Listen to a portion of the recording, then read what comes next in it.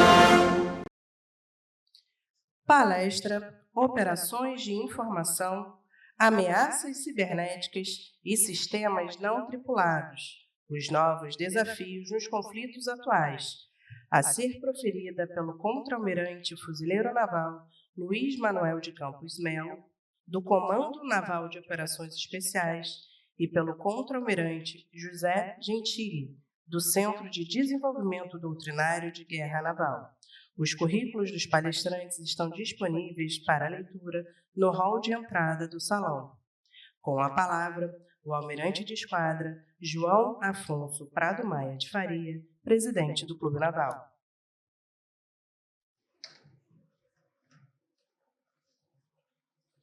Bom, queria primeiro dar as boas-vindas e agradecer a presença do almirante Edgar, dos senhores almirantes, senhores oficiais, e seja bem-vindo especial para essa turma de branco, que está lá mais a Rex, os aspirantes, o pessoal lá do CAW. Eu estava ali fora, assim que eu cheguei conversando com os dois palestrantes. Eu espero que eu não tenha, mas se alguém for combater essa guerra, serão vocês. A guerra do futuro, a Marinha está se preparando para isso, mas é importante para vocês acompanharem isso. Eu lembrei quando eu era tenente, na época era não sei se o termo correto é esse, moda entre os tenentes, a gente assinar aquela revista Procídio da Marinha Americana.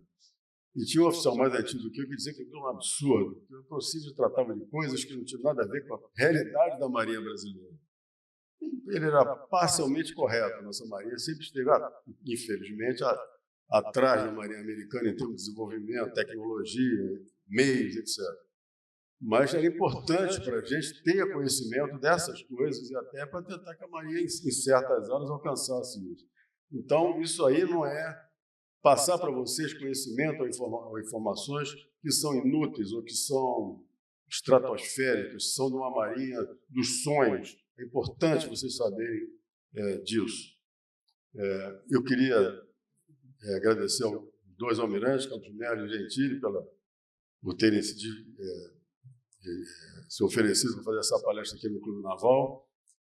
Eu recentemente tive que apresentar o meu relatório anual para o Conselho Diretor, e uma das coisas que eu falei sobre as palestras é justamente o enfoque desse tema. Quer dizer, o Clube Naval pretende dar aos seus associados, essa palestra vai ser divulgada depois no YouTube, para eles acompanharem o que a Marinha anda fazendo. Né? Até em breve eu vou propor ao senhor chefe da Marinha Armada uma palestra, talvez bem sucinta, porque a Marinha mudou muito, mas como a Marinha mudou.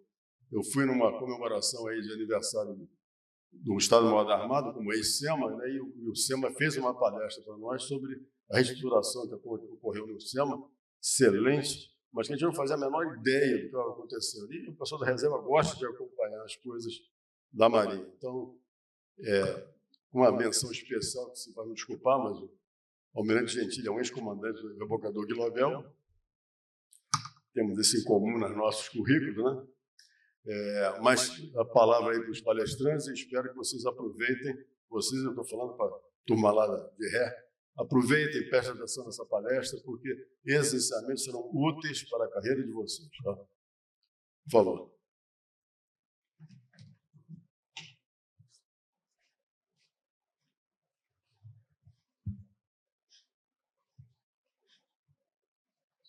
Senhor presidente do Clube Naval, almirante Pedro Maia, senhor diretor-geral de material da Marinha, almirante Edgar, em nome de quem gostaria de cumprimentar a todos os almirantes, comandantes de OM, oficiais, guarda-marinhas e aspirantes, associados do clube aqui presentes, todos os nossos companheiros que nos apoiam também. Eu sou o contra-almirante Fuzileiro Naval Campos Melo, sou comandante naval de operações especiais e queria agradecer ao Clube Naval essa oportunidade de fazer essa apresentação para essa plateia tão seleta desses assuntos tão atuais, que nos são tão caros, né? Eu vou falar sobre operações de informação e ameaças cibernéticas, novos desafios dos tempos dos conflitos atuais. Vou seguir esse roteiro, vou ter que falar um pouco sobre a era da informação e as novas ameaças, contextualizar um pouco esses assuntos que são, de certa forma, a gênese do Comando Naval de Operações Especiais, que é um comando bastante novo dentro da estrutura da Marinha. E vou dar para os senhores uma base sobre operações de informação e guerra cibernética. O que nós entendemos por operações de informação, o que nós entendemos por guerra cibernética, para poder abordar com um pouco mais de propriedade, para que os senhores possam entender melhor como é que isso trabalha nos conflitos da atualidade, com foco nos dois grandes conflitos que temos hoje em dia, que é o conflito Rússia-Ucrânia e o conflito Israel-Hamas. Muito bem. Então, vivemos aí desde o final do século passado a chamada Era da Informação, com a internet, a popularização dos dispositivos móveis, redes sociais. Tivemos aí, já no início do século, após o ataque das Torres Gêmeas, uma intensificação do uso de operações especiais nos conflitos que se seguiram, que foram do Afeganistão e do Iraque. E já a partir dos anos 2007, 2010, já tivemos as primeiras ações, grandes ações cibernéticas, mesmo em tempos de paz. Um deles aí é o vírus Stuxnet, que é um vírus que foi desenvolvido, segundo tudo aponta, no próprio Estados Unidos da América, para atacar o programa nuclear iraniano. Foi um malware colocado e que atrasou o programa iraniano em 10 anos. Já em 2016, tivemos aqui, no ambiente informacional, algo que hoje está se comprovando, que foi interferência de hackers russos nas eleições dos Estados Unidos da América, em 2016. Tem mandatos do FBI buscando esses indivíduos acusados de ter interferido em favor de um candidato. Chegamos a 2022 com um conflito importante no leste europeu, com características antigas e muito uso dessas novas ameaças que vão ser faladas hoje, drones, que vai ser falado pelo Almirante Gentili, ameaças cibernéticas, ameaças híbridas, aqui sabotagem a dutos submarinos, e o ano passado, o ataque terrorista da organização Hamas em Israel, um ataque também preparado no ambiente informacional, no ambiente cibernético, que gera uma grande guerra informacional a nível político, com protestos no mundo inteiro. Quem atacou primeiro estava errado logo após os primeiros momentos. Mas e hoje? Como é que o mundo está? Está dividido nisso. E cada vez mais nós estamos aí vivendo a nuvem, tudo integrado em nuvem, o software as a service. E isso tudo traz rapidez para os sistemas, traz eficiência, mas traz vulnerabilidade, a ponto de termos aí a falha, o ataque, não se sabe até hoje, dificilmente vão saber, ao CrowdStrike, que há pouco tempo paralisou grandes serviços no mundo inteiro. E o advento da inteligência artificial, não sabemos para onde que isso nos vai levar, mas temos que nos manter atualizados. Bom, o Comando Naval de Operações Especiais surge nesse contexto, dessas novas ameaças. Ele é um comando diretamente subordinado ao comandante de operações navais, que trabalha com as operações especiais, Batalhão de Operações Especiais de Forças Navais e Grupamentos de Reguladores de Combate, quando necessário, recebendo essas tropas operativamente. Tem um Centro de Guerra Acústica e Eletrônica subordinado, e esse ano, em maio, foi criado um Esquadrão de Guerra Cibernética da Marinha, uma unidade nova, que está ainda em fase de estruturação, vai ser ativada no ano que vem, para que a Marinha possa se contrapor melhor essas ameaças cibernéticas. Nós atuamos nessas áreas: operações especiais, operações de informação, operações psicológicas, guerra cibernética, guerra eletrônica acústica e ameaças assimétricas, ameaças híbridas. Operações especiais não é o tema daqui, mas é uma área importante nossa. São operações realizadas por pessoal especialmente treinado e selecionado, com meios e métodos não convencionais. São os comandos anfíbios e os mergulhadores de combate. Operações de informação, que é o nosso outro ramo, envolve várias capacidades. Uma delas é a chamada guerra cibernética. O que são operações de informação? Já passando ao nosso terceiro tópico. Operações de informação são a coordenação de capacidades militares para moldar um ambiente informacional. Então, são várias capacidades que nós vamos coordenar para obter sinergia e poder trabalhar no ambiente informacional. Para quê? Para que nós possamos informar e influenciar públicos de interesse. Então, esse é o objetivo. Influenciar públicos de interesse. Podem ser lideranças, podem ser população do país adversário, população de países aliados, pode ser a comunidade internacional. São lideranças que impactam os nossos objetivos políticos e militares. E qual é a finalidade disso? É comprometer o processo decisório do oponente e garantir a integridade do nosso próprio processo. Ok? Então, essas operações de informação, que são uma coordenação de diversas capacidades, comunicação social, importantíssimo, a guerra cibernética, como eu já falei, operações especiais podem ser utilizadas, guerra eletrônica, operações psicológicas e diversas outras capacidades cinéticas, ataques, simulações, tudo isso vai trabalhar de forma coordenada no ambiente tático, no ambiente operacional e também no ambiente estratégico político, pelas lideranças políticas. As operações de informação não são uma novidade. Elas existem desde que existe a guerra. Sun Tzu já dizia que toda campanha militar repousa na dissimulação, que é um tipo de operação. Finge estar fraco e seu inimigo se tornará arrogante e negligente. E foram empregadas aí ao longo da história, por diversas vezes. Aqui, cavalo de Troia. Homero já nos contava que na invasão de Troia, um cavalo foi oferecido para ludibriar os troianos de que os gregos haviam se retirado, haviam deixado uma oferenda. Esse cavalo foi levado para dentro de Troia e todos conhecem a história. Foi uma grande operação de informação. Na Segunda Guerra Mundial, amplamente utilizado, esse aqui é o chamado Ghost Army.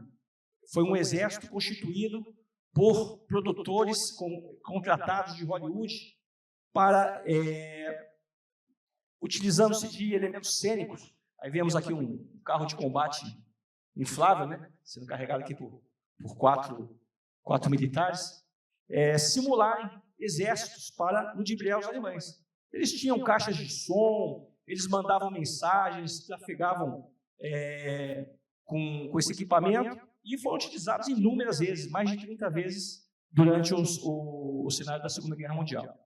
Esse aqui, não sei se alguém sabe quem é, mas o nome dele aqui é William Martin, também conhecido como o homem que nunca existiu. Major William Martin foi um elemento criado, utilizando-se inclusive de um cadáver, para implantar documentos na costa do Mediterrâneo, documentos que os aliados sabiam que iam ser capturados pelos alemães para ludibriar quanto ao local de desembarque na Sicília na Segunda Guerra.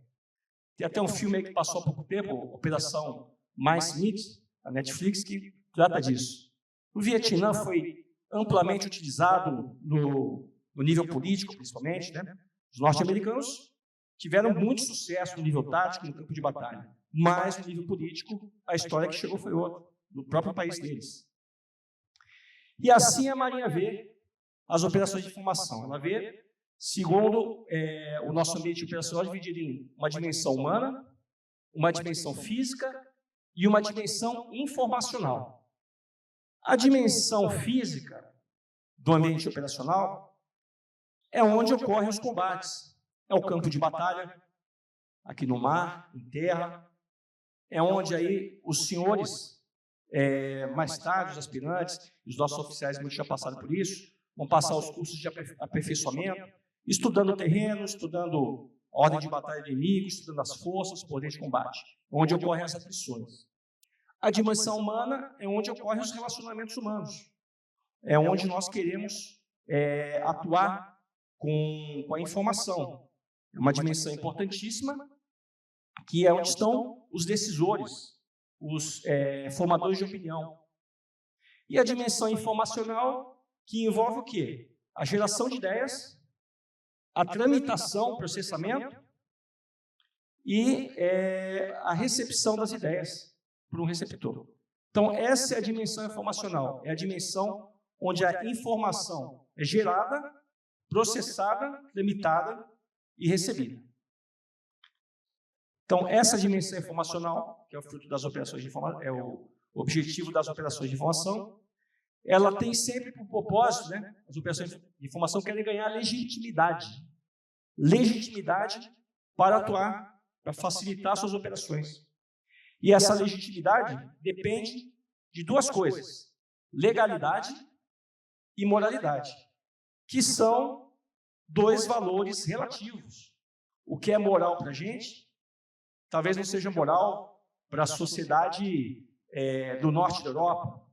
O que é legal aqui, talvez não seja legal na Suíça. O que é legal na Rússia, talvez não seja legal aqui.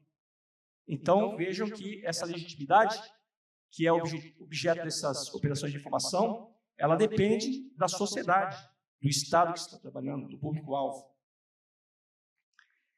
E a guerra cibernética, que, como eu já falei, é uma capacidade importantíssima dentro das operações de informação, mas também pode trabalhar no ambiente físico.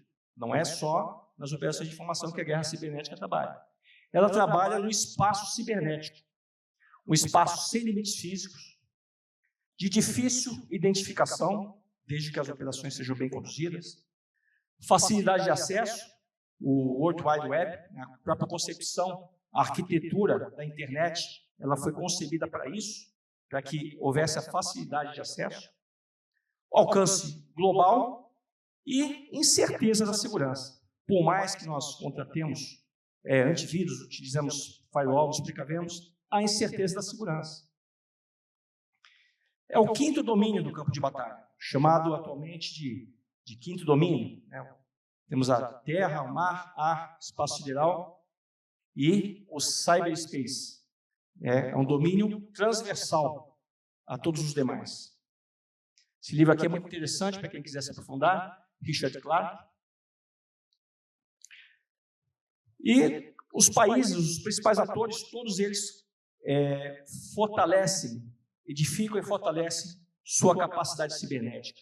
Os Estados Unidos da América, fortalecimento de Estado, com suas agências de segurança, com o Departamento de Defesa, temos a Cyber Command, o Irã também, bastante estatal, a Rússia, ele tem essa capacidade muito fortalecida dos seus diversos serviços de inteligência e também se associa a grupos hackers, que abertamente apoia. O próprio Vladimir Putin uma vez disse que ele dá todo o apoio a hackers patriotas, por ocasião de um conflito que ele teve na Estônia. Israel tem ali os seus grupos, os conhecidos como Red Devils. A Ucrânia não tinha isso instituído, mas montou o IT Army of Ukraine, voluntários, logo que iniciou o conflito. A própria Palestina tem pequenos grupos que trabalham e recebem o apoio também do Irã, de grupos hackers de outros países. A China tem uma força estratégica muito bem montada também com relação à cibernética. Então, a guerra cibernética, ela sai do videogame e vem para o nosso mundo real para causar efeitos cinéticos, para colher inteligência ou para trabalhar o ambiente informacional.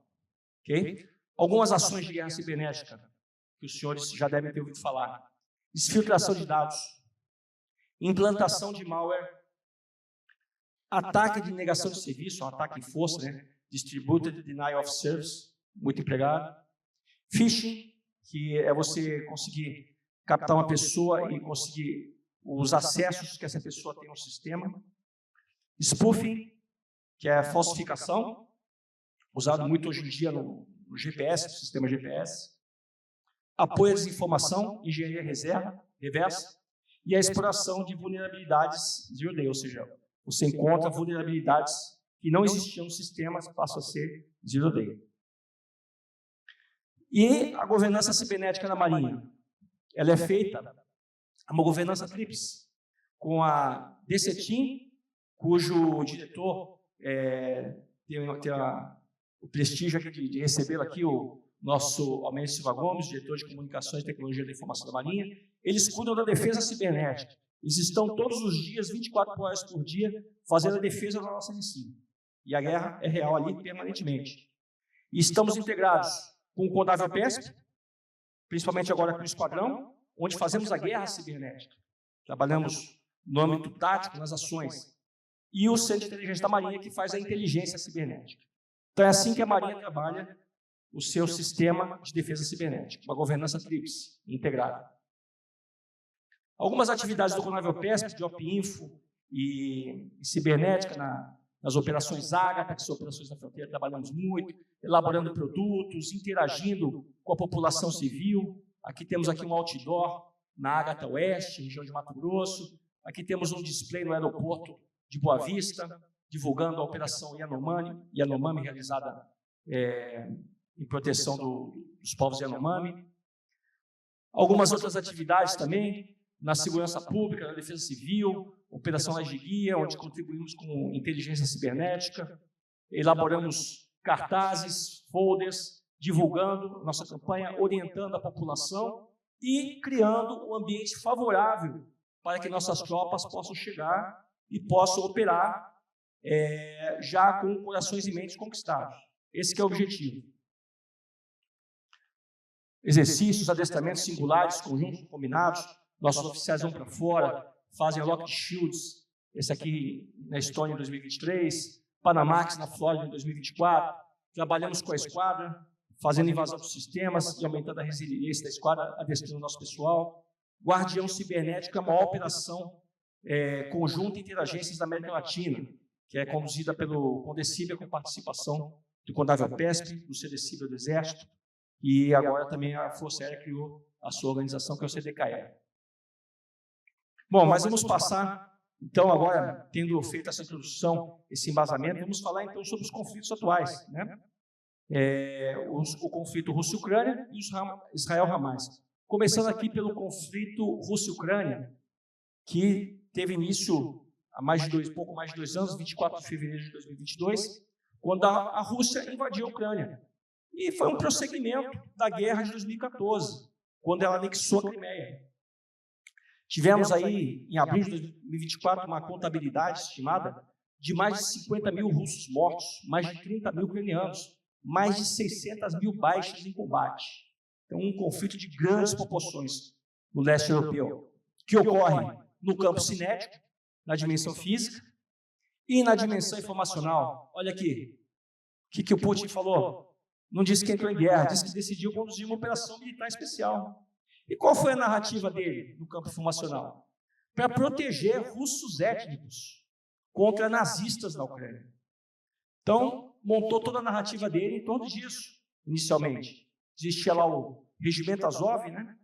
Que era um regimento formado por voluntários, por estrangeiros, que tinha realmente tendências neonazistas. Mas ele usou isso aqui para invadir o país, simplesmente, para proteger esses russos étnicos, né? Mas o que realmente importa para ele é a Crimeia, é fazer um cinturão ali em torno da Rússia, certo? E a aproximação da Ucrânia com a OTAN. Já do outro lado, o que fez o Vladimir Putin? Foi buscar um apoio internacional. Foi buscar a vitória no ambiente informacional, junto aos Estados Unidos, seu aliado, discursando aqui junto ao Congresso americano, por videoconferência, junto à União Europeia, e o Vladimir Putin preocupado também, não só para fora, como para dentro. Para dentro ele precisava ter apoio, ter união da Rússia, né, para que não recebesse um golpe de Estado. Né? Tivemos aí o Grupo Wagner atuando ali. Muito bem. O Departamento de Estado dos Estados Unidos vê os russos como mestres da desinformação. Para eles têm um verdadeiro ecossistema de desinformação e propaganda. Ele é baseado aqui em diversos veículos e instituições. Já na Crimeia, em 2014, já haviam estudado. O Strategic Culture Foundation é um instituto que é dirigido pelo Serviço de Inteligência Estrangeira Russo, o SVR, que utiliza plataformas de mídia para mandar sua mensagem para o mundo ocidental, para mandar sua narrativa para o mundo ocidental. Utiliza veículos como o Newsfront, é um veículo baseado na Crimeia, que gera notícias falsas e retiradas de contexto para contar a história segundo o ponto de vista russo. Southfront também é um outro veículo bastante utilizado. E Newsfront, bastante conhecido na Europa. Os ataques russos, eles não partiram de repente. Eles já vieram sendo preparados há muito tempo, desde 2014. Então, já estava sendo realizada a exploração cibernética. 60 minutos antes da invasão, houve um ataque sincronizado de negação de serviço à operadora Kasat, que é operada pela Viasat, uma das principais da Europa, para tirar as comunicações da Ucrânia do ar. provedores de internet, operadores de telecomunicações. As 2 primeiras semanas de combate para o ucraniano foi sem comunicações, sem internet.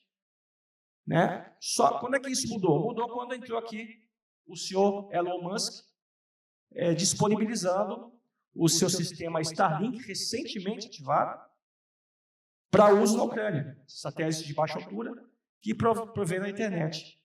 E, claro, também com todo o apoio do Ocidente. Começou a entrar com um forte aparato, com equipamentos, com apoio para conter aquela invasão dos russos. Mas o russo já estava ali acompanhando redes sociais.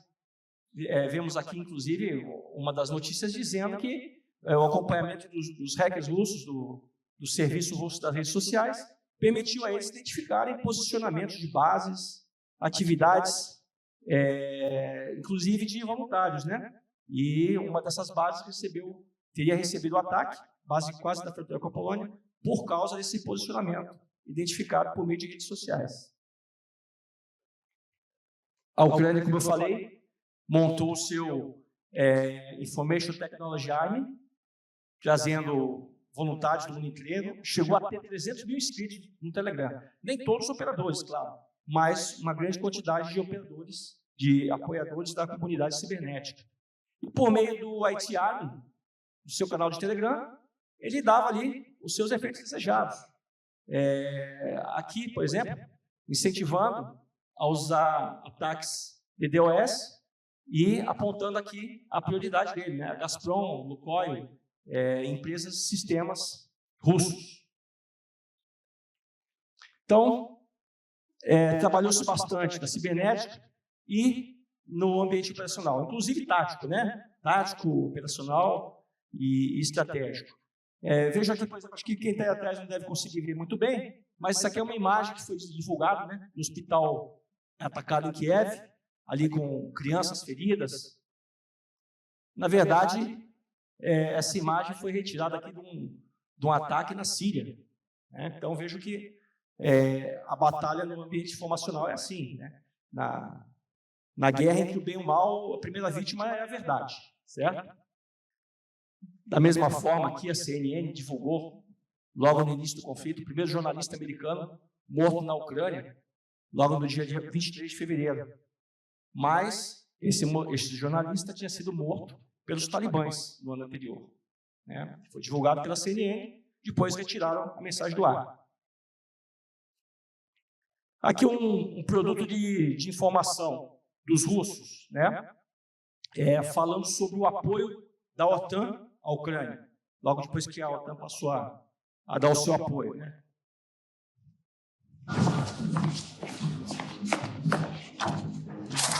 Então, o general norte-americano recebeu um pedido de Javelin, que é o míssil, e aprovando.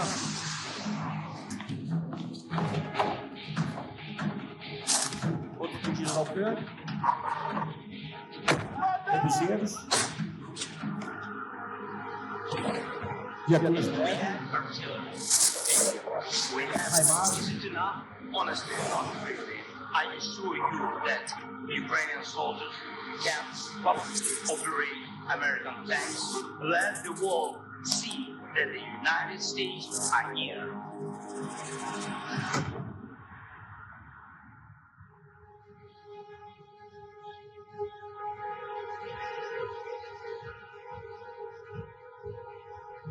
E aí aparece outro pedido, né? Aí já vejo aí a prodinha, a tinta já virando sangue, né? Coffins, são caixões. Né? Então, essa mensagem que passava para os ucranianos, Penatos, voltado como Reito, né? Luta até a última gota de sangue ucraniano. Então, essa era um produto de informação russo. Aqui um outro produto de informação russo, já próximo ao Natal, né? E para mostrar, enfatizar a dependência que a Europa tinha da energia do gás russo indo pelo Nord Stream, enfim, a Alemanha principalmente, né? Depende muito ainda, né, do gás russo para energia. E lá é muito frio no inverno, né? Silent night. RT é Russia Today. É o antigo site Russia Today. Esse é o Natal de 2021, né? Como é que foi?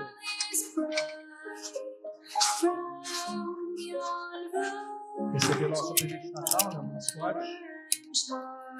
Aí já é o Natal de 22.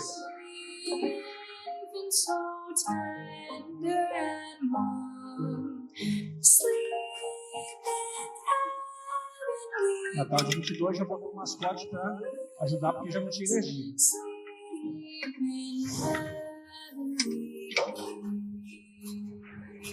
Natal de 23.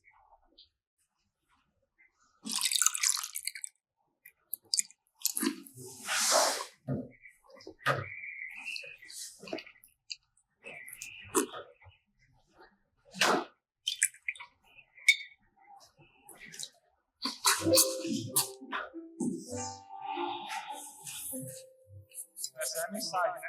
Aqueles que torcem contra a Rússia, não. Feliz anti-Rússia Christmas. Esse é um outro produto que foi lançado também logo no início, já um produto tático. É uma fake news, né? Vocês vão perceber que é bastante rudimentar.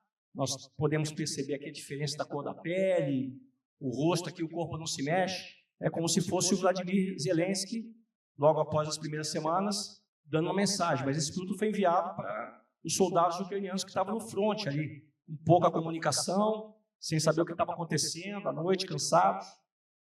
Українці, шановні захисники,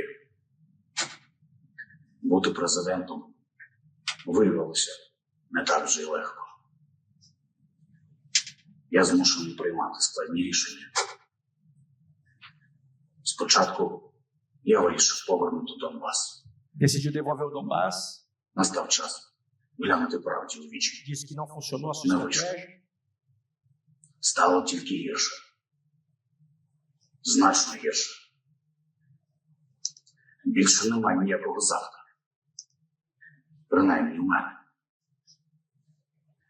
І тепер я приймаю ще одне складне рішення. Попрощатися з вами. Dizendo que ia deixar o poder. І раджу скласти зброю. І повернутися до своїх сімей. Concitando todos a fazer a mesma coisa. Voltar para a На sua цій vida. війні не варто вмирати. Я раджу вам жити. І я збираюся робити те. Então, isso não aconteceu. Né? Não aconteceu, mas imagine isso na cabeça de quem está na linha de frente, recebendo isso já, querendo desistir, né? Recebendo uma mensagem dessa. Né? Bom, hoje em dia a desinformação é muito mais potente. Nesses 2 anos evoluiu muito a inteligência artificial. A Microsoft, por exemplo, esse ano lançou um serviço, né, o Vaza, onde a partir de uma imagem, uma única foto e uma amostra de voz, você consegue fazer um vídeo, né? Aqui ele dá uma demonstração. Escolhe a imagem. But you know what I decided to do? I decided to focus all my attention, all my time on listening. So instead of doing something else, I just listened, and listened. Because I'm a true believer that if you're... Ou seja, você, uma imagem e mais uma amostra de voz, você dá os comandos que você quer da pessoa. Feliz, triste, séria. E ele elabora um vídeo com o texto que você colocar. Então, nas próximas eleições, tem muita atenção quando tiver algum candidato falando, né? Para saber se é verdadeiro ou não. Esse já é um produto supostamente ucraniano, né, que também foi obtido aí em redes sociais. Kiev sendo atacada, né? Várias pessoas correndo, então havia uma filmagem disso, as pessoas fugindo, explosões. Agora, como é que foi feito? Roll camera. 1 second. Here we go. And action!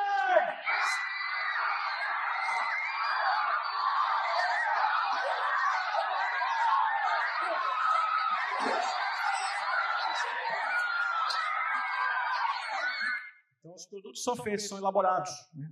e são divulgados para atingir um determinado público. Esse é um outro produto ucraniano também.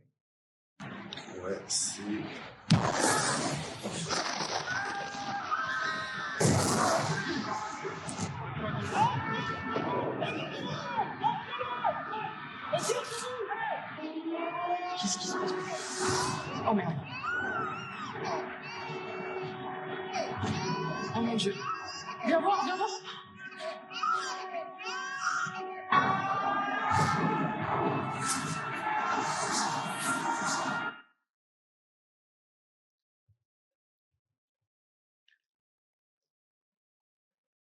Então, essa é a mensagem, né? Imagina se acontecesse em qualquer outro país, né? Nos dê a chance de lutar, certo? PS pedindo para fechar os céus da Scania, né? Se nós caímos, todos caem. Então, vejam o apelo do produto, né? Tem um apelo emocional, shows de criança, locais importantes da capital Paris, né? Querido pelos parisienses, né? Para mexer realmente com um determinado público-alvo. E vamos falar agora do conflito de Israel-Hamas, né? Temos algum tempo ainda. Em 7 de outubro, houve um ataque terrorista contra Israel, a Operação Al-Aqsa Flood, que já na sua data escolhida, né, 50º aniversário da guerra do Yom Kippur, e por ser Shabbat, que é um sábado, que é um dia sagrado para os judeus, já tem a sua mensagem, já tem essa surpresa, né, e a sua mensagem informacional. 1.400 mortos, 230 sequestros de Israel, e até o momento, mais de 40 mil mortos palestinos. Então, o Hamas, o que ele procurou com isso aí? Reafirmar a sua jihad contra Israel. O objetivo permanente deles é esse, destruir Israel e criar o Estado palestino. Minar a aproximação de Israel e Arábia Saudita e fazer com que Israel desse uma resposta desproporcional, com efeito colateral contra a população palestina. Será que ele está conseguindo isso no campo informacional? Veja aí, movimentos pró-Palestina, né? A Tent Intifada, né? Intifada das barracas das universidades dos Estados Unidos, é o resultado de um ataque informacional no nível político estratégico.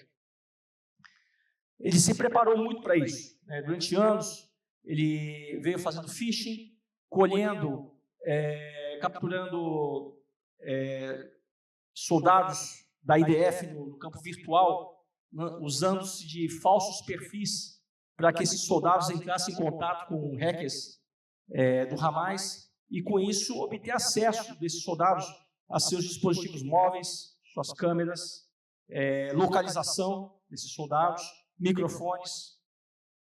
Aqui tem um perfil aqui que está muito pequeno, não dá para ver, mas é um hacker do Hamas convencendo aqui um soldado israelense a clicar no link que ia fornecer para ele, ia dar para ele um cavalo de Troia, para obter acesso ao dispositivo dele. E com isso eles conseguiam descobrir locais de deslocamento, entradas de base, concentrações, imagens de dentro das bases. Então fizeram isso com sites de relacionamento, lançaram um app na época da Copa do Mundo, para que as pessoas instalassem vírus em seus telefones, seus dispositivos móveis. Existe um site em Israel que chama Red Alert.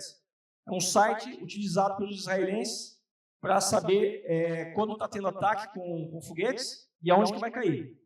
Eles clonaram o site, fizeram um site parecido, Israel Alert, lançaram, só que quando se instalava esse site, se dava acesso para o hacker para que ele pudesse controlar o seu dispositivo.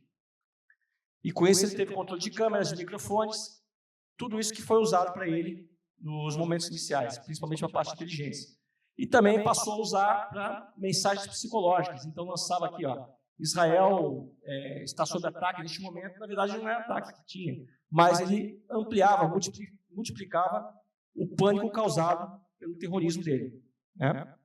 Invadiu sistemas como câmeras, envio de mensagens, painéis eletrônicos em Israel, né? Vemos aqui, isso aqui é um ataque hacker outdoor dentro de Tel Aviv. תראו חבר'ה, עכשיו אני בחולון, יש פה מתקפת סייבר על השלט חוצות, תראו מה משדרים פה, את כל הזוועות. Eles transmitiam cenas do massacre, ודגל ישראל bandeira de Israel queimando. לא יאומן. פסיכי. Não haverá qualquer Messias. Enfim, sistemas tomados por hackers da Palestina ou que apoiavam a Palestina. E isso muitas vezes funcionava. Veja, por exemplo, o ataque que houve ao hospital de Al-Ahli, no dia 17 de outubro. Em um primeiro momento, logo que houve o ataque, a Palestina já passou a acusar Israel, já dizendo que teve um ataque aéreo, foram mais de 400 mortos. E a própria Unicef, a Catherine Russell, diretora-geral da Unicef, da ONU, criticou Israel pelo ataque no hospital Al-Ahli. Mas uma investigação posterior verificou que os fortes indícios é que tivesse sido um artefato lançado pela Jihad Islâmica, que é um outro grupo que trabalha também dentro da Palestina, que foi falhado e caiu no hospital. Não matando 471, matando muita gente, né? Mas para se reverter isso posteriormente, no campo informacional é muito difícil, principalmente usando a sua mídia, a sua forma tradicional de comunicação social, botando aqui um oficial antigo para divulgar, né? Então Israel estava com dificuldades, lutando bastante no campo informacional. E os diversos outros atores, né? Os Estados Unidos e a OTAN são aliados de Israel, vem o Hamas como uma organização terrorista. A Rússia aproveitou esse conflito para desviar o foco no conflito com a Ucrânia e discurso contra os Estados Unidos, OTAN e Israel. Além disso, são aliada do Irã e da China. E tem muita população muçulmana, para quem ela tem que manter uma distância de Israel, né? Com medo de rebeliões internas. A China, por sua vez, é antagonista dos Estados Unidos e viu uma oportunidade para a liderança entre os países em desenvolvimento. Ela controla muito bem o que acontece dentro do seu país, né? Existe a Great Wall of China, né? Milenar, e no ambiente cibernético diz que é a Great Firewall of China, porque ela tem uma capacidade muito grande de controlar aquilo que circula entre os seus cidadãos. E passou a adotar um discurso de Davi versus Golias, né? 30 mil combatentes do Hamas versus 600 mil de Israel. E não passou a chamar de conflito Israel-Hamas, mas de conflito Israel-Palestina. O Irã, por sua vez, é o principal financiador do Hamas, Hezbollah, Houthis, né, tudo que diz respeito à instabilidade, antagonista de Israel e Estados Unidos, e trabalha constantemente. Isso aqui é um grande painel que tem inteira, mostrando ali judeus de várias nações se dirigindo para a mesquita do Domo Dourado, em Jerusalém. Israel, por sua vez, batalha muito para conseguir legitimidade, nos Estados Unidos, principalmente, comunidade internacional, para prosseguir até a destruição das capacidades militares do governo Hamas. Ele precisa mostrar poder. Israel tem que mostrar poder, porque se não mostrar poder, ele desaparece.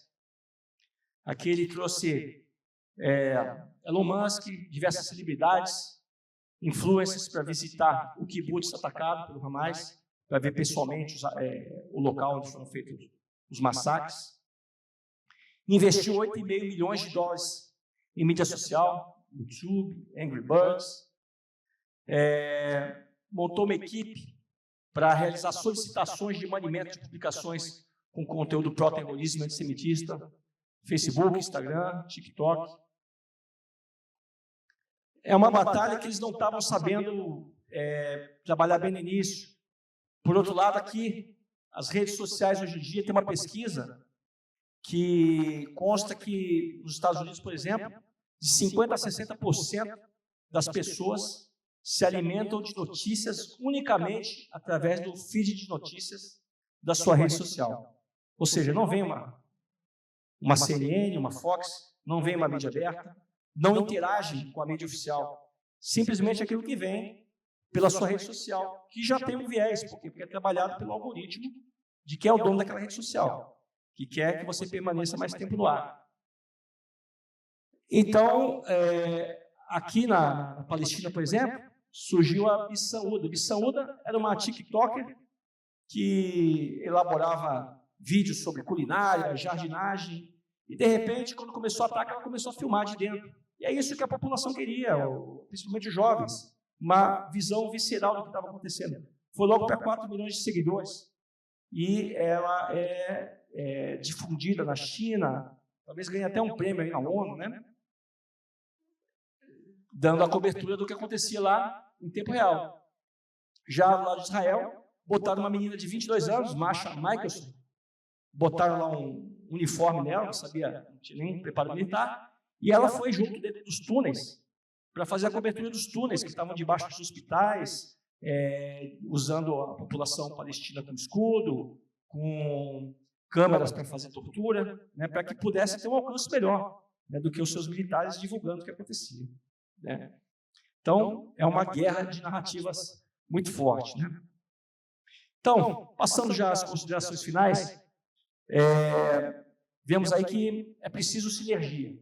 Operações de informação, existe sinergia dessas diversas capacidades para obter resultados. É um combate na dimensão informacional, né? Uma batalha nas sombras. As pessoas precisam estar ali trabalhando elementos da psique humana, infiltrando no ambiente cibernético e trabalhando a mente das pessoas. E é para isso que estamos, né? Comando Naval de Operações Especiais.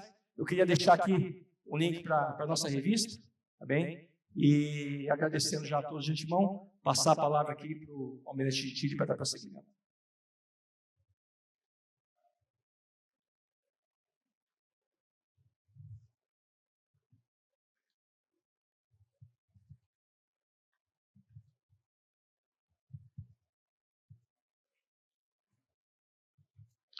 Boa tarde. Sou presidente do Clube Naval, Almirante Prado Maia, sou diretor-geral de Matéria da Marinha, Almirante Edgar, senhores almirantes, senhores oficiais, aspirantes, sócios do clube. É uma satisfação muito grande poder estar aqui no clube, tecer algumas palavras aí sobre esse tema aí. Tem uma árdua tarefa de prosseguir aqui com a apresentação, aí falar depois aqui do Almirante Campos Melo, aqui, que deu uma aula aqui do tema. Vou me empenhar aqui para seguir aí as águas.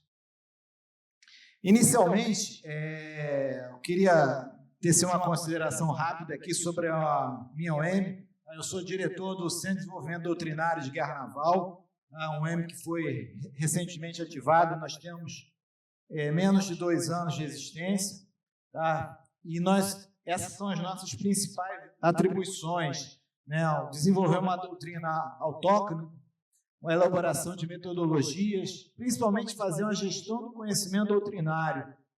A Marinha tem doutrina? Tem, a Marinha tem doutrina. A gente precisa organizar isso e fazer essa gestão do conhecimento. E esse é o nosso principal desafio lá no centro.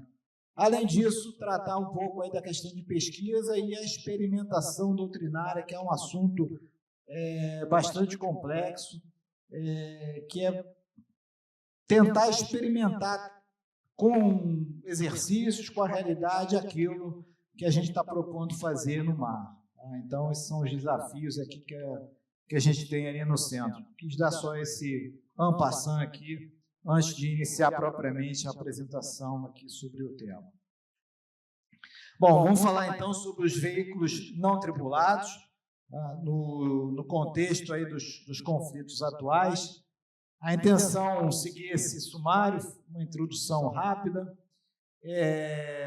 Inicialmente, falar sobre o potencial, algumas conceituações, algumas características dos principais veículos, e quais capacidades que eles têm, que eles agregam à Força Naval. Falar nas crises e conflitos atuais, assim como já foi mencionado, né, o Almirante Campos Melo citou os conflitos, também vou me deter nesses, principalmente na questão da guerra russa-ucrânia, como é que eles foram empregados, né? E no Israel não diretamente, mas mais indiretamente, com relação ao que tem ocorrido no Mar Vermelho, tá? Que é uma derivada do conflito em Israel, não é diretamente do conflito, mas fruto desse conflito. E também abordar alguma coisa sobre como é que nós nos defendemos, como é que nós estamos nos defendendo com relação a essas ameaças. Bom, inicialmente eu gosto de selecionei essa lâmina aqui falando do espectro dos conflitos. O que eu acho interessante aqui nessa abordagem, Hoje em dia nós temos atores estatais e não estatais que estão atuando, e o mundo hoje não é de pura paz nem de guerra total, a gente caminha aqui no meio, e eventualmente aqui essa linha pontilhada aqui é o limiar da violência. E a gente está sempre caminhando de um lado de cá, às vezes vai para o lado de lá, volta, fica do lado de cá. O que é importante nisso daqui? Que isso é um contínuo, né? Não é mais uma situação binária, né? 0 ou 1. É um 0 ou 1, mas que aqui no meio, a gente está sempre aqui no meio. Temos aqui o conceito da zona cinzenta dos conflitos. É aquilo que parece guerra, mas não é bem guerra. É uma ameaça, mas não é uma ameaça, é ameaça mesmo, a gente fica na dúvida. Tá?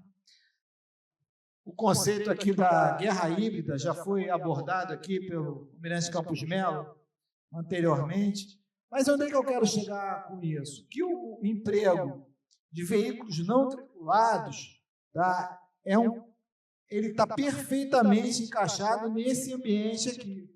Então, eu julgo aqui que uma das principais razões de a gente poder ter uma proliferação dessas tecnologias sendo utilizadas atualmente nesses conflitos. Vamos falar agora especificamente aqui dos veículos não tripulados. Tá? Primeiro, a gente conceituar o que é um sistema não tripulado. Tá? O sistema não tripulado, ele compreende o veículo não tripulado, ele compreende componentes de apoio, né, a estação de lançamento, os sensores e as cargas desses veículos. Tá? Então, não é só o veículo em si. Tá? A gente tem veículos tripulados aéreos, sistemas aéreos, que a gente vai ter os de longo alcance e os menores. Se uma classificação, não vou entrar em detalhes muito técnicos de classificação, eu simplesmente estou dividindo nessas duas formas aqui, eu vou explanar depois. A gente tem os sistemas terrestres não tripulados, que eu não vou abordar nessa apresentação, e os sistemas marítimos não tripulados, eu vou me deter nos de superfície, porque a gente tem os submarinos não tripulados também, que aí é uma palestra à parte, só falar de submarino não tripulado, também não vai ser foco dessa apresentação. Quando a gente fala de um sistema não tripulado, a gente, principalmente se a gente está falando de um combate, a gente tem todo o ciclo decisório de combate, né? Eu preciso ter uma detecção de um alvo, uma identificação, um acompanhamento, uma designação. Todo esse ciclo de engajamento faz parte do sistema não tripulado.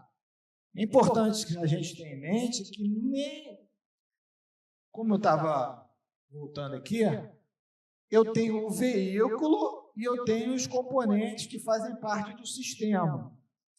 Não necessariamente todo esse ciclo está correndo dentro do sistema. Isso é uma coisa que precisa estar bem consolidada aqui. Eu posso ter parte desse ciclo que está fora do veículo, está no sistema que faz parte dele. Daí já vem uma questão importante, eu preciso ter um link de comunicações entre o veículo e o restante do sistema, que é a principal limitação que eu vejo nos veículos não tripulados hoje em dia. Ele causa um grande impacto na postura das forças navais. Eu também, na apresentação, eu vou me deter mais aos exemplos com relação às forças navais. Vou falar alguma coisa no ambiente terrestre, mas o foco principal vai ser no meio naval. Vamos falar aqui das vantagens e limitações dos veículos não tripulados. Vantagens são bastante óbvias, né? Minimiza o risco de vidas humanas, essa é a principal, né? Eu não tenho vidas humanas, né, no veículo não tripulado, então eu posso expor ele mais ao risco, eu posso aproximar mais da linha de combate com o inimigo, né? Todas essas questões. O veículo não tripulado, ele normalmente tem grande autonomia, né? Ele consegue ir mais... Na verdade, a autonomia aqui em termos de horas, né? O alcance a gente vai ver que não necessariamente é diretamente proporcional à autonomia, porque eu preciso ter o link de comunicações. Eu posso ter veículos que tenham uma autonomia muito grande, mas que tenham um alcance não tão grande assim, proporcional, porque estão limitados pela dependência do link de comunicações. Eu tenho baixa assinatura radar infravermelha. Essa é uma característica bastante importante dos veículos não tripulados. Custo reduzido, né? Então, com isso, custo reduzido, eu consigo fazer muitos veículos não tripulados, né? Então, com o que eu faria um veículo tripulado, eu faço uma quantidade bem maior. Com isso, eu consigo utilizar eles em enxame, quer dizer, em vez de ter dois aviões com uma vaga atacante, eu tenho 50 drones atacando um determinado alvo. Isso realmente faz uma grande diferença. Limitações. Questão do comando e controle. É um problema, né, dos veículos não tripulados. Tá? Por quê? Principalmente por causa da questão dos links de comunicação. Se eu tenho parte do sistema que está fora dele, eu preciso ter uma comunicação entre o sistema que está controlando ele e o veículo. Pode ser um link rádio, pode ser um link satelital, pode ser uma parte satelital. Então, eu vou explorar um pouquinho mais na frente essa questão. Carga útil reduzida. A gente viu aí bastante, aí eu vou mostrar algumas fotos depois lá dos ataques no Mar Negro, né? Dificilmente afundar. Ali foi mais míssil, né? Mas tinha veículo não tripulado também, mas a carga era pequena, né? Às vezes o impacto era pequeno, tinha um efeito assim, às vezes o incêndio rapidamente controlado. Teve um impacto grande nos blindados, né? Na guerra da Ucrânia, né? Isso aí, a gente viu que ele conseguiu ter um grande impacto aí na questão dos blindados na guerra. Sujeito a interferências eletromagnéticas. Isso daí é uma das principais limitações aí dos veículos, né?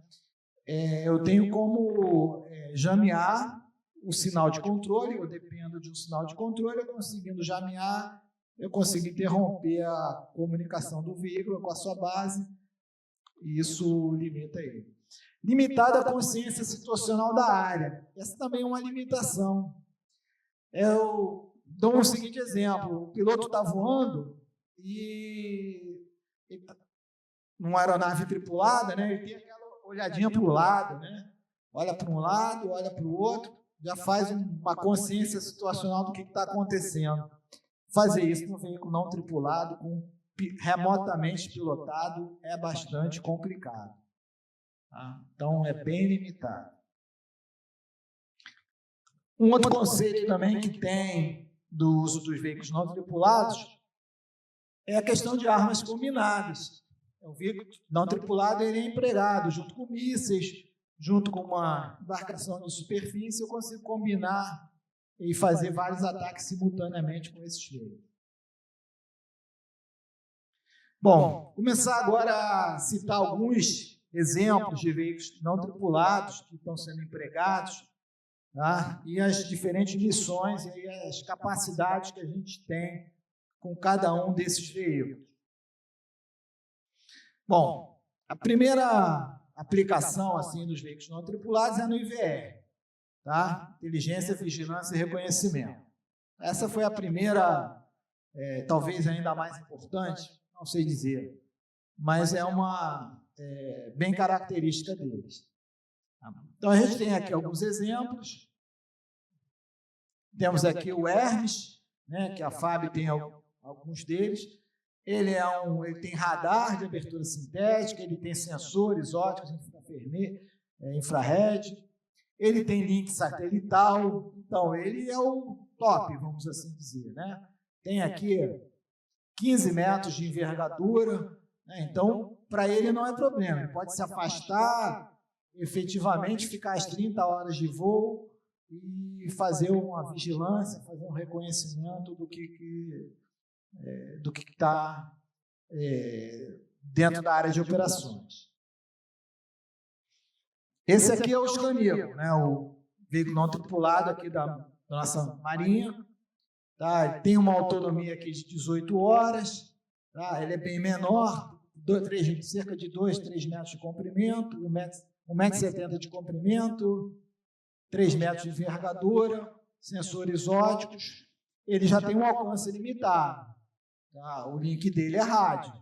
Então, se eu pensar aqui que ele, nessa velocidade aqui de 60 nós, 18 horas, o alcance dele não é... O alcance dele é bem menor que isso. Ele fica limitado pelo alcance. Então, não é pelo combustível do motor.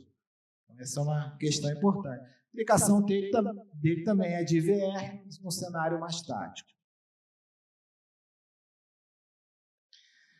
Esse aqui eu coloquei que saiu uma matéria hoje, né? Aí eu botei aqui ó, o MK-25 Stingray, né? Que é um drone de reabastecimento.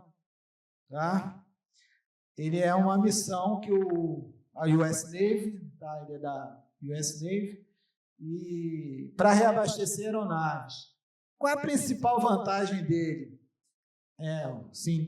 Está embarcado, né? O americano vai usar essa aeronave embarcada dentro do porta-aviões. Então, ele vai ter um reabastecedor que decola do navio aeródromo, se afasta até 500 milhas, né, o alcance dele, leva aí 15 mil libras de combustível. Eu não saberia dizer aqui quantos aviões ele vai conseguir reabastecer com 15 mil libras, mas certamente deve ter alguma capacidade de reabastecer aviões e vai voltar para o porta-aviões. Então, isso vai fazer com que os caças do navio aeródromo lá do americano consigam ter uma permanência na cena de ação muito maior. Tá? Então, esse é um exemplo aí que saiu hoje a matéria aí da integração, aí eu aproveitei a oportunidade para colocar. E ele é grande, né? 15 metros de comprimento com 23 de envergadura. Tem, inclusive, dobrar as asas para angarar dentro do porta-aviões. Ataque ao solo. Essa é outra tarefa aí, capacidade aí que os drones podem atuar. Esse é o principal exemplo que a gente tem. O Bayraktar, né, foi exaustivamente empregado lá no conflito Rússia-Ucrânia, no início da guerra, né? Agora a gente não tem mais ouvido falar dele, né? Qual a principal característica do Bayraktar, assim, dessa classe de drones? Tá? Eles lançam armamento, dá para ver. Não sei se aí de trás dá para ver. Tá? Ele tem cabides para lançar armamento. Tá? Então ele vai, lança o armamento e volta. E não é descartável, não. Tá? Ele tem uma autonomia aqui de 27 horas, ele também depende de um link, né, um link rádio aqui, normalmente, tá? E uma carga útil de 150 quilos. Tá? Então ele consegue lançar o armamento dele e voltar. A principal aplicação dele que ele teve no conflito Rússia-Ucrânia foi antitanque, né? Contra os tanques. Então, no início, ele fez um estrago enorme, né, nos blindados russos. Né? O pessoal começou até a falar fim da cavalaria, né? Houve essa discussão. Né? A gente já viu que não é bem assim. Né? E o russo aprendeu a lidar com ele e provavelmente consegue jamear ele de uma forma mais fácil. A defesa aérea hoje não está muito em moda. Drones suicidas. Vou falar um pouquinho disso. Drone suicida, kamikaze, como prefiro, é uma maneira assim bem pragmática de definir um drone suicida, né? É um míssil a hélice. É um armamento que é lançar uma munição que é lançada de um ponto A até um ponto B para atacar um determinado ponto B. Então, aqui eu tenho alguns exemplos de drones suicidas. Mas o que é interessante a gente falar aqui desses drones suicidas é um step seguinte dele, que é o Loitering Munition. Isso daqui é como se fosse um step acima, né? Todos são suicidas, alguns vão ser Loitering Munition, alguns vão ser armas autônomas. Vou me deter um pouquinho nisso daqui, porque essa é uma discussão interessante. O drone suicida é isso, ele vai atacar um ponto. Tem uma cabeça de combate aqui dentro e ele se dirige para esse alvo e vai explodir nesse alvo que nem um míssil, exatamente igual. Todos eles são pequenos, assim, não estamos falando de nenhuma coisa muito grande. A carga útil aqui, ó, 30 quilos, 50, 23... Tá? Bem menor que nos outros. Qual é a diferença, então, em relação ao míssil? Primeiro, é mais barato. Tá? O custo é bem menor. Consigo usar aquela técnica do enxame, com um custo bem mais reduzido. E a questão aqui do Loitering Munition. O que é Loitering Munition? É a munição vagante, a munição que fica em espera. A gente pode ver aqui que a gente tem algumas autonomias aqui razoáveis em alguns deles. Tá, aqui eu tenho 9 horas de autonomia, esse aqui é israelense. Esse daqui é do Houthis, esse aqui já tem uma autonomia menor, não é tão vagante assim. Esse daqui é o Shahed. O Shahed 136 é o iraniano, que o russo comprou a tecnologia, importou e produz com um outro nome, que é o Gerand 2. E que é o drone principal que o russo está utilizando para atacar o ucraniano, é esse aqui, tá? Que é um derivado desse aqui.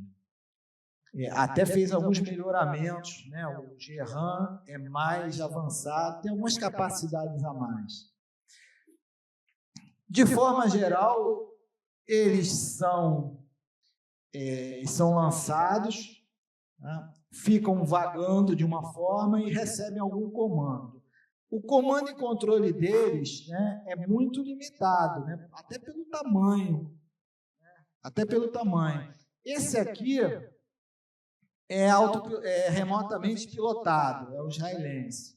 Dá para ver até que ele tem uma câmerazinha aqui embaixo, né, um sensor que é óptico aqui, ele recebe sinais, ele consegue ser remotamente pilotado e o operador consegue direcionar ele para o alvo.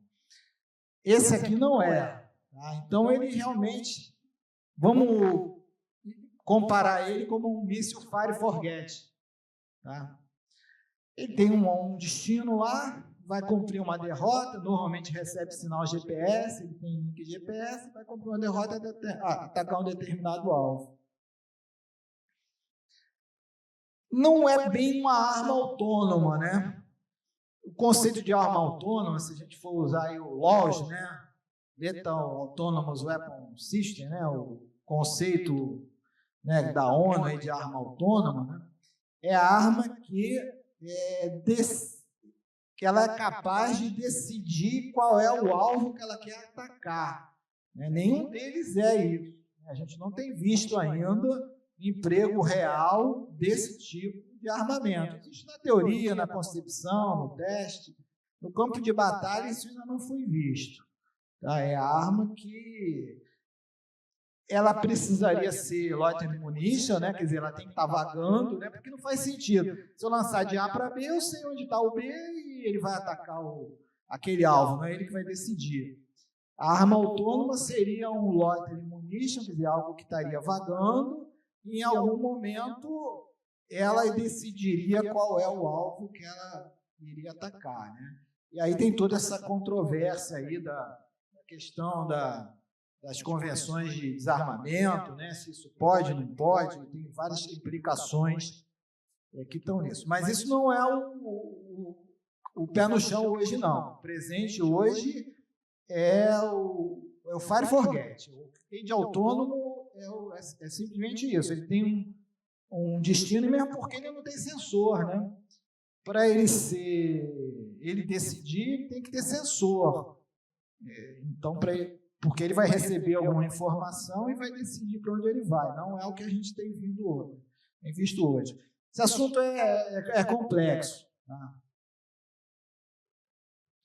E aqui os de superfície. Coloquei aqui o nosso drone elaborado pelo Carnave, certo? Que tem um emprego aí principalmente na questão da Guerra de Minas, né? A gente está desenvolvendo ele aí para a Guerra de Minas. A Guerra de Minas é uma aplicação bastante interessante, né? Porque é aquela questão de não ter o perigo para o operador, né? Primeiro ele ser bem menor, né? A assinatura dele é muito menor, e não ter o perigo para quem está lá. Então isso aí é uma aplicação bastante interessante, que justifica bastante a utilização de um veículo não tripulado. Aqui é um outro protótipo aqui mais futurista aqui de emprego de drone de superfície. E temos os drones de ataque, eu vou falar mais à frente. Aqui entrando aqui nos conflitos atuais. Falando inicialmente aqui dos conflitos Rússia-Ucrânia, né, no Mar Negro, né, houve uma utilização desenfreada, né, foi muita utilização desses veículos não tripulados. Cada pontinho desse é um ataque que foi reportado. Os cor de abóbora são o russo atacando a Ucrânia e o lilás ali é o contrário, é o ucraniano atacando o russo. Então, esses foram extremamente empregados de todos os tipos, né?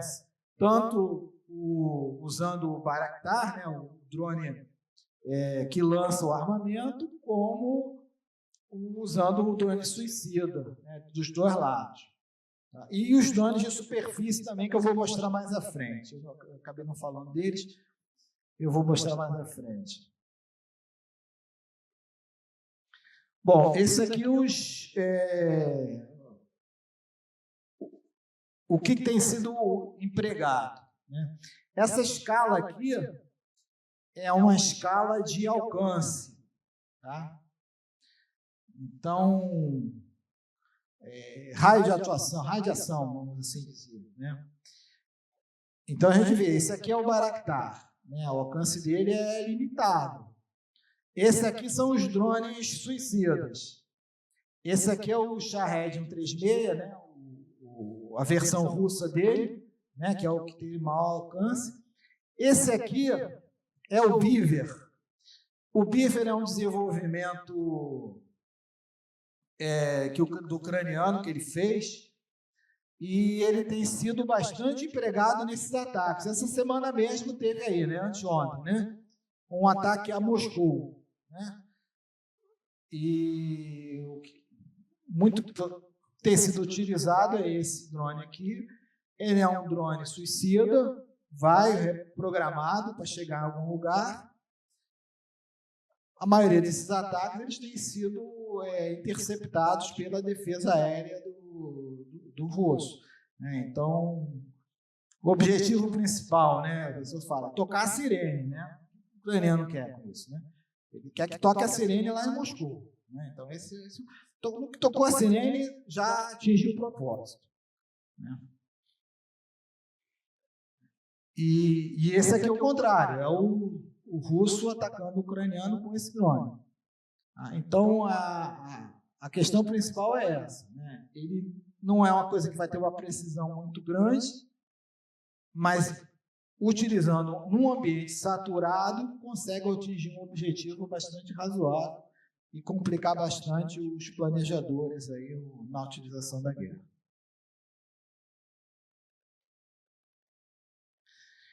Drone de superfície. Esse daí é o Magura 5. O Magura 5 ficou famoso aí, né, por permitir aí, ele, de certa forma, não só ele, junto com outros, né, atacar aí a frota russa no Mar Negro, né? Então ele fez alguns ataques. Como é que o Magura 5 funciona? Ele é uma lanchinha, tem aqui dentro uma cabeça de combate, aqui na proa, tem um motor hidrojato, né? Isso aqui ele é remotamente pilotado, tá? Ele não é Ele é suicida, mas ele não é autônomo, não, ele é guiado. Isso aqui é um sensor óptico infravermelho. Isso aqui atrás, essa foto acabou não sendo a mais, é uma antena Starlink. Tá? Então, o link dele é satelital, semi-satelital, é o Starlink, é satelital, sim. Vamos dizer que, mas não é aquele satélite, né, de geoestacionário, né, é o Starlink. Ele consegue receber sinais do Starlink, com isso ele consegue ter um alcance bastante razoável aqui, ó, 430 milhas. Ele consegue sair do Mar Negro, isso aí é mais que suficiente, né? Então ele consegue chegar lá em Novorossiysk, né? Novorossiysk. Tá? Então ele consegue atacar alvos aqui, né? Isso ocasionou o quê? Que boa parte da frota russa saísse daqui de Sebastopol e viesse para cá. Isso daqui, agora já saindo um pouquinho aqui do nível tático operacional, né, permitiu aqui uma negação do uso do mar à esquadra russa no Mar Negro. Né? Então, um veículo, não só ele, né? Então permitiu que a Ucrânia, sem marinha, fizesse uma negação do uso do mar aqui no Mar Negro. Certo, é uma área limitada, né? Não é um oceano, é um Mar Negro, tá? Mas houve essa... Isso é uma lição para a gente ter em mente aí o que aconteceu.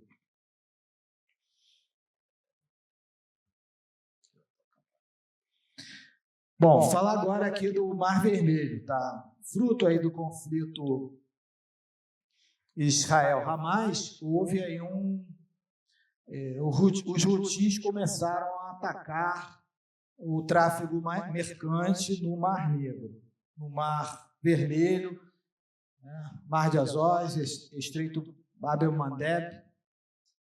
E esses ataques, tá? Agora diminuiu um pouco, né? O início do ano foi o auge desses ataques, tá? Ao tráfego mercante. É fato que os Houthis utilizaram muito mais mísseis, né, do que drones, né, para fazer esses ataques. Então, foi um combinado, né? Armas combinadas. Né? Esses pontos aqui vermelhos são onde foram atingidos. Aqui os outros são onde tiveram ataques reportados, mas foi um número bastante razoável de ataques que foram efetuados, né, pelos Houthis do Iêmen, tá, nessa região. Tivemos alguns que sofreram pequenas avarias, outros grandes avarias, né, um chegou a afundar, muitos foram interceptados, tivemos ataque a STF-153, né, que é uma força-tarefa que está ali liderada pelo americano para combater isso. Um dado interessante é que os alvos foram selecionados. Tá? Então, isso daí mostra que existia um comando e controle razoável nesses ataques. Né? Não era simplesmente, afunda qualquer um que está certo. Não. Os ataques sempre tinham alguma coisa por trás.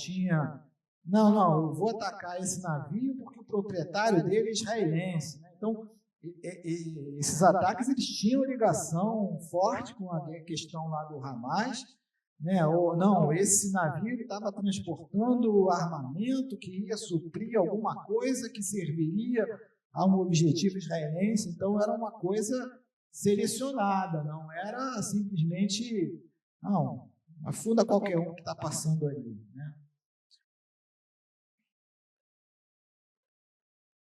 Principalmente mísseis, né? Aqui não houve uma preponderância de drones, os mísseis tiveram um papel principal, mísseis balísticos, principalmente, esse Azef aqui é um míssil balístico, né? Ele é lançado,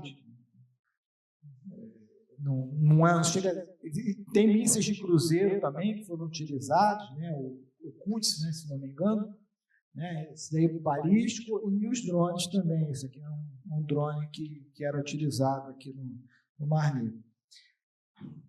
Os drones muitas vezes eram utilizados, aqui sim a gente já viu um emprego maior na questão do loitering munition, né?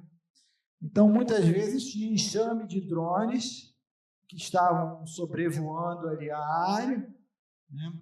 E eventualmente um ou outro fazia um ataque, ou nenhum fazia um ataque, ou o míssil vinha fazer um ataque. Então, existiam armas combinadas. É interessante também notar que a gente está falando de ataques a navios, né? Então, aqui já fica mais difícil ter um fire forget, né?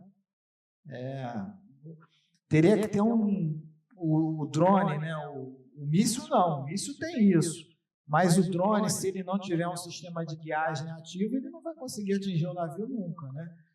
Então, a gente vê que isso aqui parece até que tem alguma coisa que permita uma guiagem final dele, nem que seja uma guiagem remotamente pilotada, né?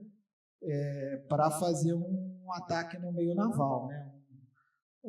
Aqueles drones suicidas utilizados lá no conflito da Ucrânia certamente não fariam,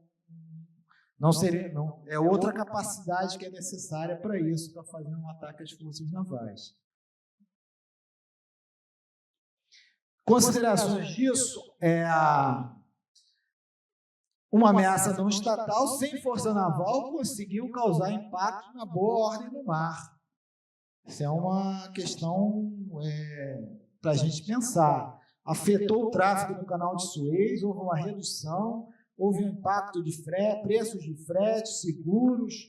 Então, causou um transtorno razoável ao tráfego marítimo, né? Um ator não estatal, né? E que não tem marinha também, né? Uma vez mais, a geografia é importante, né? Estamos falando ali do Mar Vermelho, uma área reduzida. Isso também é importante a gente não esquecer. Então, agrega capacidades e aumenta o risco. Já estou no meu tempo?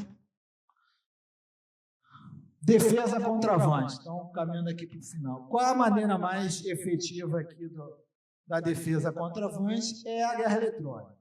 Tá? É jamear. É isso que o russo fez inicialmente ali na guerra da Ucrânia. Principalmente com esses que são remotamente pilotados e que dependem de um forte sinal de transmissão. Eu jameio, eu bloqueio o sinal, ou então eu bloqueio o sinal de GPS. Se eu bloquear o sinal de GPS, a aeronave fica desorientada e também... E o sinal de GPS, a frequência é um sinal, né?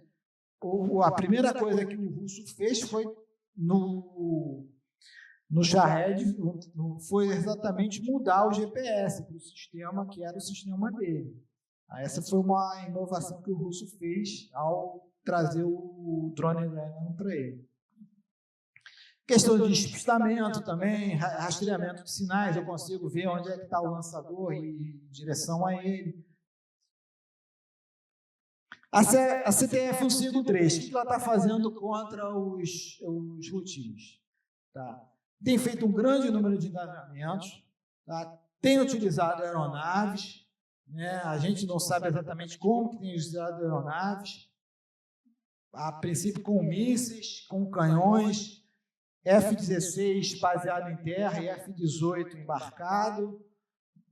Tem feito ataques à posição de terra, né? Essa é a maneira mais efetiva. Eu ataco a base lá de lançamento e aí eu me defendo Eu preciso ter uma capacidade de defesa diária.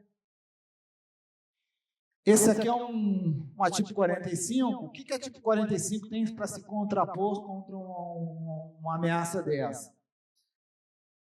Tem o sistema Viper, que... onde é que eu quero chegar aqui? Que um custo de um míssil desse, eu acho, se não me engano, na faixa aí de 1 milhão de libras, né, para atacar um veículo não tripulado que custa um valor bem menos. Não é $2.000, não, como alguns fazem, né?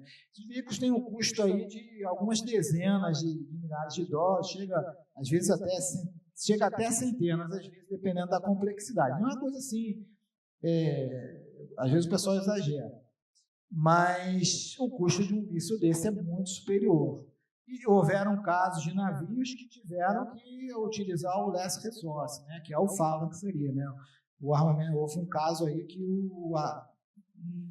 a ameaça chegou tão perto do navio que foi o phalanx que derrubou.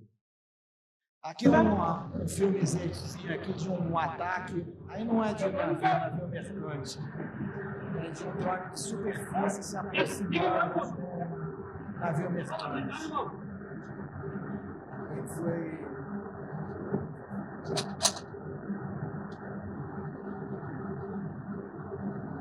fucking man.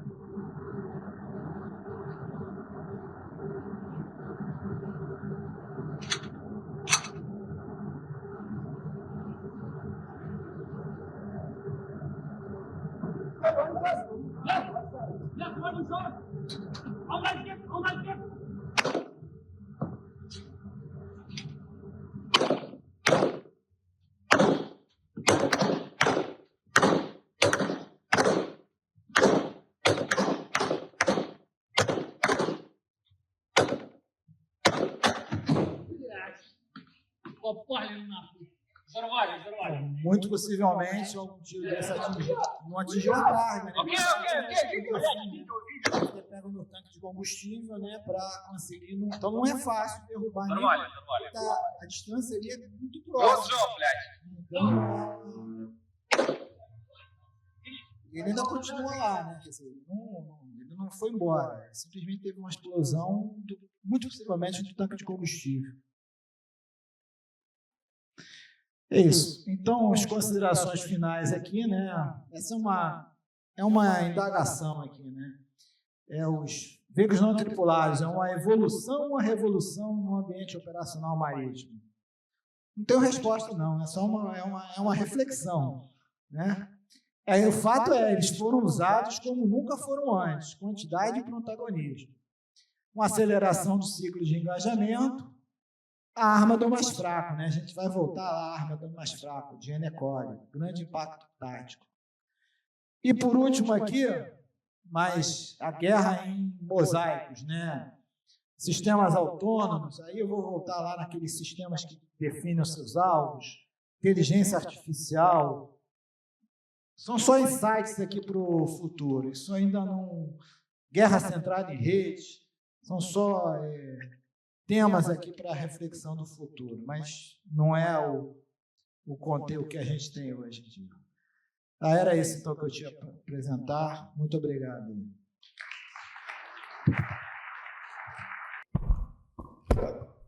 Eu não vou fazer uma palestra paralela, mas eu vou aproveitar aqui para dar algumas informações, tentar complementar pequenas coisas. Eu era chefe da maior defesa, eu estava na ciclo iniciativa, minha primeira função de 4 estrelas, e um general israelense visitou o Brasil. E foi fazer uma palestra, e o público-alvo era o Estado Maior de Defesa, minhas 4 sessões, meus oficiais todos. E o interessante, quer dizer, o valor que essa palestra teve e tinha para a gente, é que ele era um oficial de um exército que enfrenta a guerra, né, que está sempre sendo empregado, etc. E uma das coisas mais curiosas que eu achei dele, ele comentando a dificuldade que ele teve. Ele comandou uma brigada com aspas, guerra com o Líbano. Israel, de vez em quando, está ameaçando agora fazer mais uma, né? Ele entra pelo Líbano lá dentro, quando o Hezbollah fica muito agitado, ele entra lá dentro e, né, dá uma varredura lá e volta. E ele comandou uma brigada numa operação dessa, grande. E a dificuldade dele, ele comentando que era o combate, lógico, né, ele é um general combatente, comandando uma brigada, blindada, se não me engano.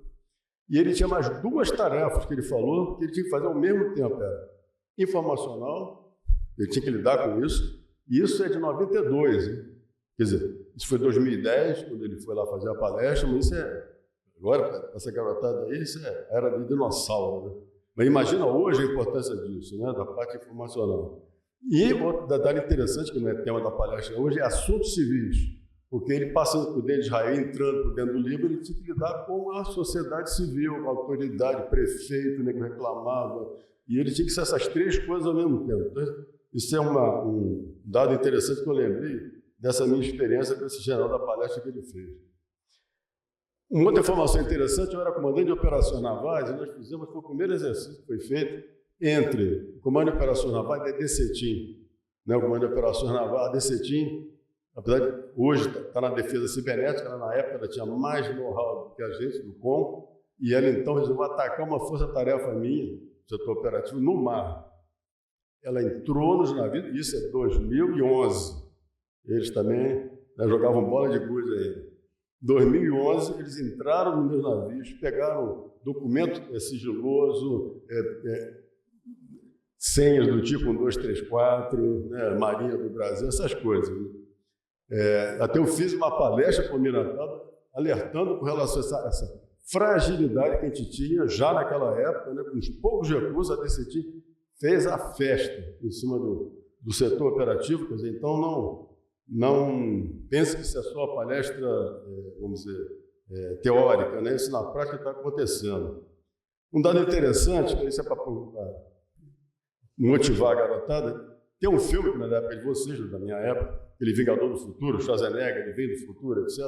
Um dado interessante que as pessoas não prestam atenção, a missão dele era descobrir quem foi o cientista que bolou os sistemas autônomos, os robôs, que lá, 50 anos depois, tomaram conta que é um grande medo que o pessoal tem, né, da inteligência artificial, ela ser mais inteligente que o homem, né? E, na realidade, o filme foi muito bem escrito, né? O cara que escreveu conhecia a inteligência artificial, né?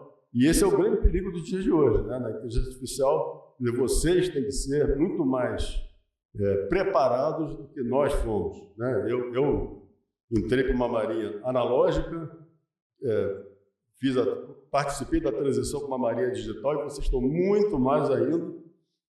E uma coisa que eu sempre falo para o pessoal mais novo, nós, almirantes, principalmente passado da reserva, temos uma visão talvez até um pouco romântica de vocês. Eu falo, vocês são muito melhor preparados do que nós. Não. No contexto para o qual eu fui preparado, eu fui muito bem preparado. A Escola Naval, o almirante Belarmino está aí, sempre preparou bem os oficiais para aquela marinha que estava vivendo, talvez até pensando um pouco no futuro. Vocês estão sendo muito bem preparados para a marinha digital de hoje. Eu tive a experiência, tive a sorte de comandar 4 vezes. Um dos meus comandos eu recebi os 2º tenentes a bordo e começamos a prepará-los para a vida pequena, no repórter de alto mar, era capitão de corveta, para dar serviço no passadiço. E a mesma inexperiência, falta um pouquinho de prática, etc., que eu tinha como 2º tenente, hoje, 2º tenente daquela época tinha, e vocês vão ter também. Isso não é desmotivante, não quero desmotivar vocês, mas é para um alerta para não ficarem muito, né, estão sendo formados aí de uma maneira aparentemente muito melhor do que era, não é.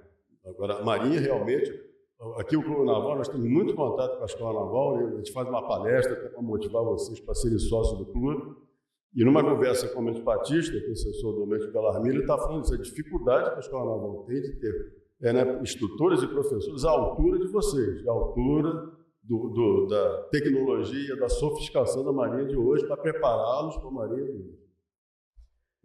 Um dado interessante também, que pode ver quando saem nas publicações aí, ele fala muito de GPS, né, de controle, link, etc., estar preparado para a perda disso tudo. Né? A gente não pode ser muito vira uma muleta, né? Os sistemas eletrônicos, a inteligência artificial, satélite, etc. Foi falado aqui, né? A primeira coisa que o russo fez foi tentar negar isso para o inimigo, o ucraniano teve que se safar sem ele.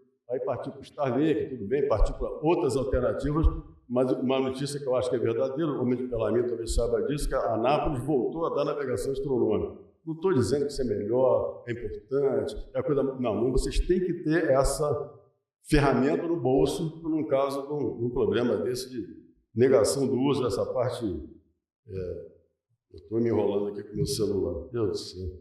Bom, 2 últimas coisas. Uma, eu li um artigo muito interessante, chama-se Como Reter a Geração Apressada. É um artigo talvez nem voltado para a geração de vocês, talvez eu até traduzi esse artigo uns 5 anos atrás, 6 anos atrás, daquela Booz Allen, né, uma think tank americana, e basicamente ele dizendo o seguinte: a geração de vocês é muito, vamos dizer assim, ela espera das instituições coisas diferentes da minha geração. Não estou dizendo que a minha geração seria melhor do que vocês e vice-versa, diferentes.